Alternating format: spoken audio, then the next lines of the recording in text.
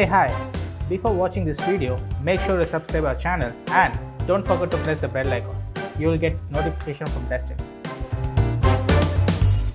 இப்போ நான் உங்ககிட்ட கேட்குறேன், உங்கள் பாடியோட growth, எனர்ஜி அண்ட் மெயின்டெனன்ஸ்க்காக என்ன எடுத்துக்கிறீங்கன்னு.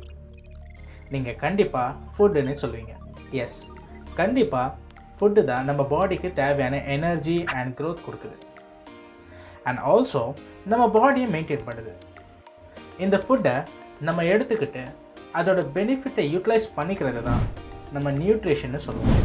நியூட்ரிஷன்னா என்ன அப்படின்னு யார் கேட்டாலும் நீங்கள் சிம்பிளாக taking food and utilising it's benefit அப்படின்னு சொல்லலாம். ஃபுட்டில் நம்ம என்ன மாதிரி ஃபுட்லாம் எடுத்துப்போம்? Chapati, rice, sambar, fruits etcetera. Basically இந்த ஃபுட்டை நம்ம காம்ப்ளெக்ஸ் சப்ஸ்டன்ஸ்னு சொல்லுவோம்.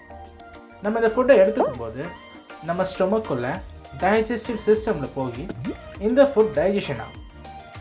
டைஜஷன் ப்ராசஸ் மீன்ஸ் நம்ம டைஜஸ்டிவ் சிஸ்டம் இந்த காம்ப்ளெக்ஸ் சப்ஸ்டன்ஸை பிரேக் டவுன் பண்ணி சிம்பிள் சப்ஸ்டன்ஸாக கன்வெர்ட் பண்ணும்.